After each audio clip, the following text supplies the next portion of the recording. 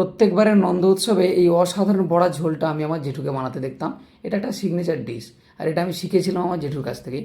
তার জন্য প্রথমে 1 চামচ মতো আমি এখানে মটর ডাল নিয়েছি, আর কিছুটা চিনেবাদাম আর একটু ছোলার ডাল দিয়ে ভিজিয়ে রেখেছিলাম। তারপর সেটাকে হালকা করে অল্প অল্প জল দিয়ে আঁটো আঁটো করে দানা দানা করে বেটে নিলাম। তারপর এর মধ্যে একটু চাল গুঁড়ি দিলাম, একটু নুন, একটু স্বাদ মতো চিনি, হলুদ গুঁড়ো, লঙ্কার গুঁড়ো, আর এর মধ্যে আমি দিয়েছি কিছুটা চালের গুঁড়ো। তারপরে ধনেপাতা কুচি দিয়ে এটাকে বেশ ভালো করে মেখে নিলাম। মেখে নেওয়ার পর কড়াইতে তেল গরম করে একটা একটা করে বড়া আমি গোল গোল করে দিয়ে এগুলোকে ভেজে তুলে নিলাম কড়া করে বেশ। তারপর সেই কড়াইতেই একটু আলু কেটে নিয়েছিলাম, সেটাকে দিলাম, একটু নুন দিয়ে সেটাকে ভেজে তুলে নিলাম।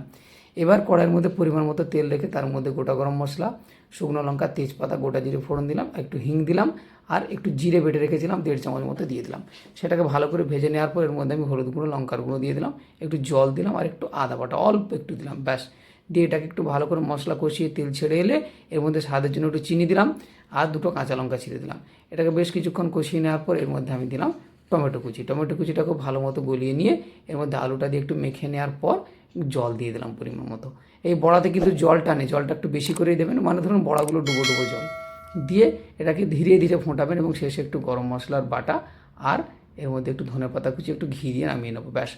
অসাধারণ সুন্দর খেতে হয়, একবার বানিয়ে দেখবেন, দারুণ লাগে। নিরামিষ খাবার হলে কি হবে, এর স্বাদটা কিন্তু অপূর্ব হয়, আর গোপালকে নিবেদন করে খেলে এর স্বাদ দ্বিগুণ সুন্দর হয়।